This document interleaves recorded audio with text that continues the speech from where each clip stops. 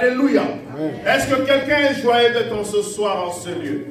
Est-ce que tu peux balancer les mains pour voir si quelqu'un est content et pousser de cris de joie pour le Seigneur? Alléluia. Alors j'aimerais, bien aimé, avant de commencer ces instants, prendre un temps pour honorer la grâce de Dieu sur la vie d'une personne. Ça prend le sacrifice d'une personne et le oui d'un serviteur pour que nous puissions nous retrouver, n'est-ce pas, en ce soir ici au Canada, à Montagne de Sion. J'aimerais ainsi commencer ces instants pour bénir le Seigneur pour la vie de Papa Mathias Marie ainsi que son épouse, par qui nous sommes bien-aimés par la grâce du Seigneur, capables de nous tenir, n'est-ce pas, pour être enseignés de la part de Dieu. Est-ce qu'on peut applaudir Dieu pour son serviteur et sa servante? Je pensais que tu allais faire mieux que cela. Est-ce que ce sont les sionistes qui sont en train d'applaudir? Alléluia. Alléluia. Bien-aimés, j'aimerais aussi, avant de commencer, dire merci à Dieu pour la vie de son fils, le serviteur, le berger Théophile Touré, un homme, n'est-ce pas, humble, un homme bien. Et j'aimerais aussi que nous puissions applaudir le Seigneur pour la grâce, n'est-ce pas, qui repose sur son serviteur. Nous sommes reconnaissants pour cela. Et aussi à son épouse qui, n'est-ce pas, nous permet, par ses soins, par sa présence aux côtés du berger, d'avoir de la bonne nourriture qui nous vient du ciel. Alléluia. La joie qui vient du Seigneur, nous donnera la force. Frères et sœurs, j'aimerais orienter mon message en ce soir sous deux axes. La mentalité du royaume des cieux et aussi la force comme étant une arme dans le combat spirituel. Car notre message en ce soir, lorsque nous regardons cela de plus près, nous avons quelques mots-clés qui nous permettent justement d'aller vers cette orientation. Il y a le mot joie, il y a le mot force et il y a le mot Seigneur. La joie du Seigneur sera notre force. Alléluia. Bien-aimés frères et sœurs, la Bible déclare que nous sommes dans ce monde, mais nous ne sommes pas de ce monde. Cela veut dire que nous faisons partie d'un royaume où les réalités et les vérités sont différentes des réalités sur la terre ou encore des vérités sur la terre. Alléluia. Amen. Ainsi, on se doit en tant que fils et filles de Dieu de nous imprégner de la mentalité de ce royaume. Parce que, bien-aimés frères et sœurs, pendant que nous sommes sur terre, il y a bien des épreuves. Il y a bien des situations. Il y a bien de ces choses qui viennent parfois nous affliger. Qui viennent sur notre chemin parfois pour casser notre élan. Enlever de nos cœurs la joie que le Seigneur aimerait que nous puissions avoir. Mais pourquoi est-ce que ici la Bible est en train de dire la force, la joie du Seigneur sera notre force. La joie du Seigneur sera notre force. J'aimerais d'abord commencer par définir le mot joie. Que veut dire la joie? Et quelques synonymes du mot joie inclut justement béatitude, bien-être, bonheur, délice. Alléluia. Amen. La Bible nous dit dans le livre de Psaume 16, il y a d'abondantes joies devant ta face, des délices éternelles à ta droite. Il y a d'abondantes joies devant ta face et des délices éternelles à ta droite. C'est pour dire, frères et sœurs, que la source de notre joie, c'est le Seigneur. Pourquoi je le dis? Parce que tout dépend de la fondation de la source. Parce que lorsque Dieu te parle d'un concept, lorsque Dieu te parle d'une vérité, lorsque Dieu te parle de quelque chose, l'ennemi va se rassurer de te donner tout ce qui est contrefaçon par rapport à ce concept. Tout ce qui est faux, tout ce qui est mensonge, tout ce qui est parallèle ou opposé à ce que Dieu dit. Et donc c'est important de comprendre que la joie d'un chrétien tire sa source et sa force de la part de Dieu. Pourquoi je le dis? Parce que le monde parfois propose, l'ennemi parfois propose des chemins, des raccourcis, des méthodes, avec, n'est-ce pas, à l'apparence, la paix ou encore une attirance de la joie, mais qui n'est pas une joie authentique,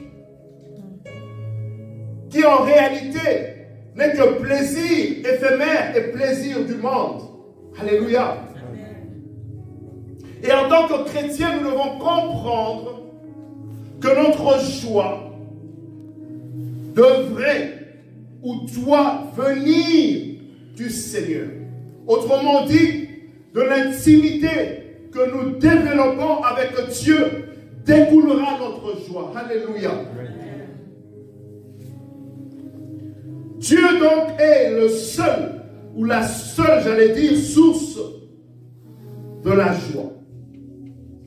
Et donc nous comprenons, frères et sœurs, l'enjeu, l'implication de la joie. Après toutes ces définitions, ces synonymes, après avoir compris la source, les canaux par lesquels le Seigneur passe, l'implication justement de cette joie, ça nous permet d'avoir la clé, ça nous permet d'avoir ce dont nous avons besoin pour tenir la route comme Élie. Car il lui a été révélé que le chemin est long. Et donc, frères et sœurs, tu as besoin de la force de Dieu. Tu as besoin de la force de Dieu, non pas de la force qui vient du monde. Tu as besoin de développer une intimité avec le Saint-Esprit, de devenir l'ami du Saint-Esprit, de chercher Dieu, comme peut-être tu ne l'as pas fait encore avant. Car Dieu se fait trouver par ceux qui le cherchent. Alléluia.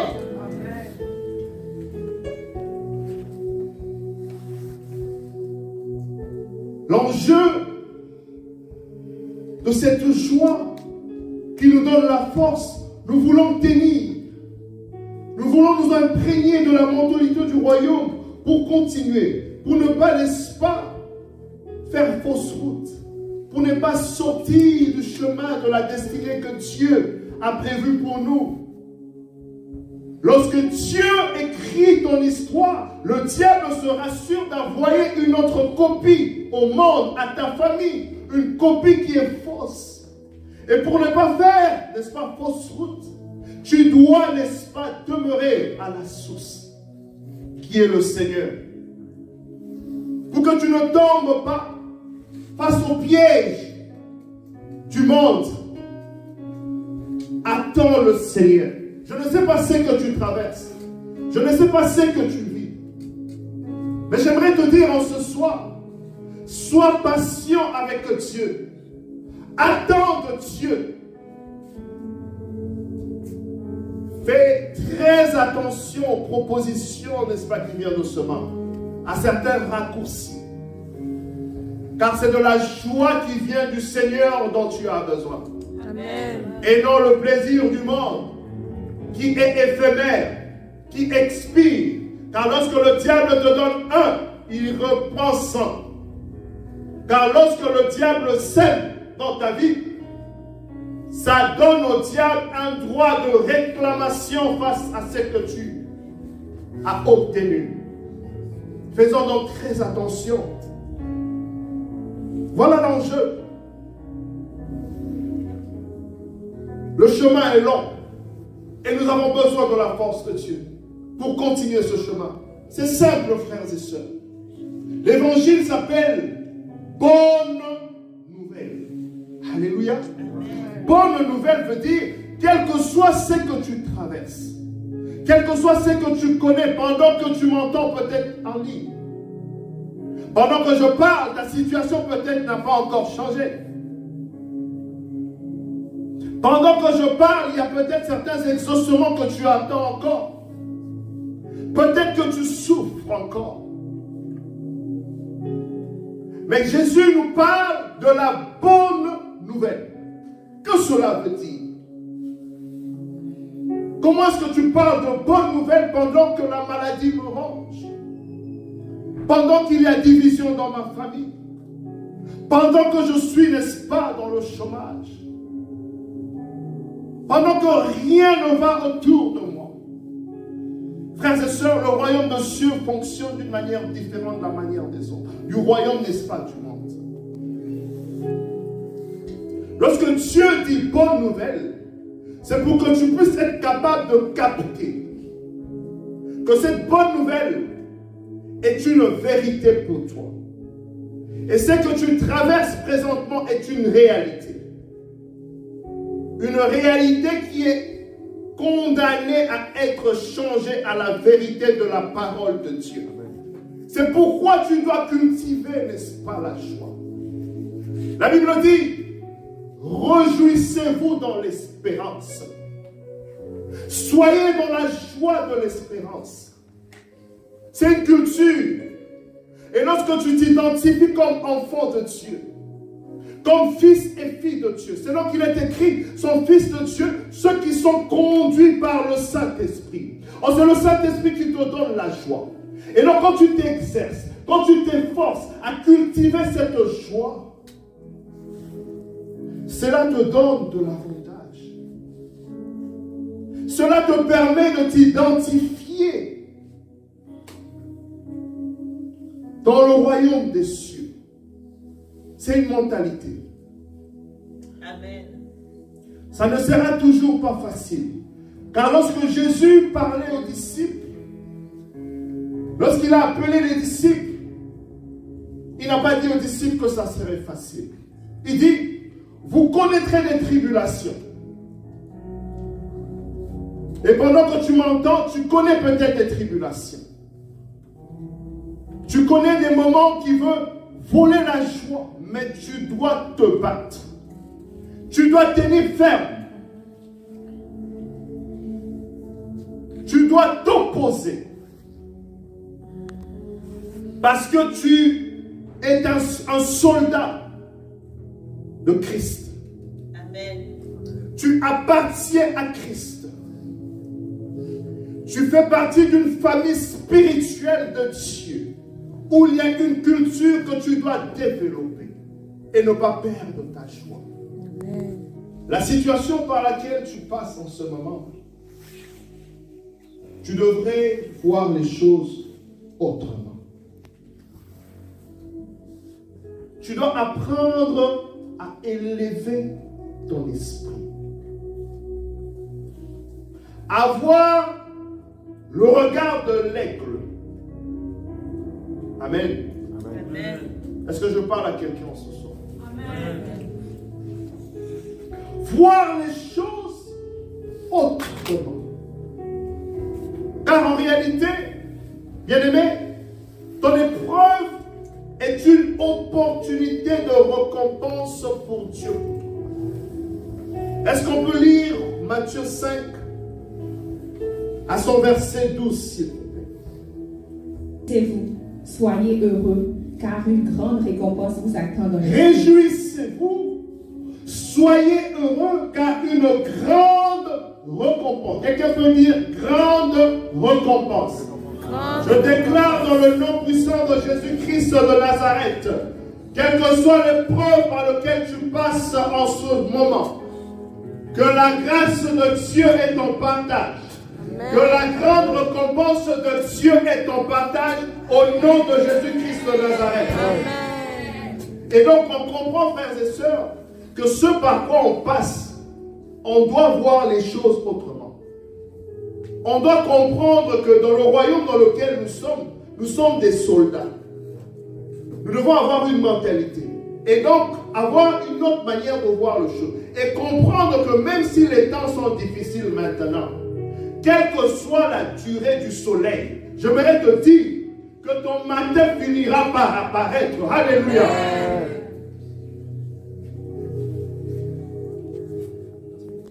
Aussi, la dimension de l'intimité que tu développes avec le Saint-Esprit, la profondeur avec laquelle tu pars avec le Saint-Esprit, les hauteurs par lesquelles tu te balades avec le Saint-Esprit, alléluia, te donne une joie authentique, une joie qui vient de Dieu. Et cette joie est proportionnelle à la quantité de force dont tu as besoin pour mener le combat. Parce que, rappelons-nous, nous sommes dans une guerre spirituelle. Et donc la joie est une arme de combat. Est une arme contre, n'est-ce pas, les forces des ténèbres. Lorsque le diable aura tout fait, lorsque le diable t'aura attaqué, lorsque le diable t'aura éprouvé, mais que tu pourras répondre comme Job, je ne maudirai pas mon Dieu. Alléluia. Je ne maudirai point mon Dieu. Il a pris, il a repris. Gloire soit à Dieu. C'est ce qu'on appelle un sacrifice de louange. On doit cultiver, n'est-ce pas, ces choses, frères et sœurs. Tu ne peux pas baser ta vie sur les événements de ce que tu vois. Ou ton intimité avec Dieu, ta relation avec Dieu, en fonction de ce que tu vis. Pendant longtemps, les disciples sont restés. Pendant que Christ était ressuscité, était en train de monter, l'ange vient dire, mais pourquoi vous demeurez là? Vous devez partir. Pourquoi? Leur regard était encore tourné vers les choses de la terre. Pendant que, selon la révélation que Christ ressusciterait, on devrait maintenant avoir un regard tourné vers le ciel. Alléluia. Voir les choses autrement. Selon Dieu, quelle que soit la situation que nous traversons, nous devons être capables de dire que Dieu est là près de nous. J'aimerais te dire en ce soir que le silence de Dieu ne veut pas dire son insensibilité à ton problème. Il t'appelle par ton nom. Il te connaît. Il combat pour toi. Et il y a un temps favorable, un temps de grâce. Proverbe 17, verset 22. La bonne humeur favorise la guérison, mais la tristesse fait perdre toute vitalité. Vous voyez, la bonne humeur, là, dans d'autres versions, on parle de la joie. Un cœur joyeux est un bon remède. Un esprit abattu, donc abattu, c'est-à-dire la tristesse, dessèche les eaux. C'est pourquoi vous comprendrez, il y a des expériences qui ont démontré, même sur le lit d'hôpital, il y a certaines personnes, selon les mêmes conditions, mais selon les dispositions de cœur qu'ils ont, qui peuvent guérir beaucoup plus rapidement et facilement que d'autres. Vous voyez? Et donc l'avantage, bien aimé, que la joie. C'est-à-dire que la question que tu te dis, mais est-ce que c'est possible dans ce monde de vivre sans tristesse? Amen. Tu te dis, mais c'est facile à dire. Mais comment je fais? Le secret, c'est l'intimité avec le Saint-Esprit. C'est tout. C'est le fruit. C'est-à-dire, quand tu es connecté à la source, tu obtiendras le fruit. Il n'y a pas d'autre démarche. C'est ça le secret. Oui, il est capable justement d'être autour des situations qui ne sont pas favorables, des situations qui sont tristes, l'économie qui va mal, les emplois qui sont perdus, la maladie à gauche, à droite, les guerres, les vices. Il est possible de vivre dans ce monde, mais être joyeux dans le Seigneur. Car notre joie ne vient pas de ce que nous voyons. Notre joie ne vient pas des circonstances environnantes. Notre joie vient de Dieu. Frères et sœurs, j'aimerais t'inviter à croître ton intimité avec Dieu, à augmenter ton niveau de spirituel, à atteindre une maturité spirituelle qui te permet de ne plus regarder vers le bas au problème, de regarder vers la source du bonheur, la source de joie qui est le Saint-Esprit, et de permettre à ta santé, alléluia, si ça avait connu un coup, d'être restauré au nom de Jésus-Christ de Nazareth. Amen. Je décrète et je déclare au son de ma voix à toute situation de maladie, à tout esprit de maladie, de lâcher prise au nom de Jésus-Christ de Nazareth. Amen. Je prie au nom de Jésus que la joie du Seigneur soit toujours, n'est-ce pas, notre partage. Amen. Et que tout ce qui est porte d'entrée de tristesse, puisse être anéanti au nom de Jésus-Christ de Nazareth.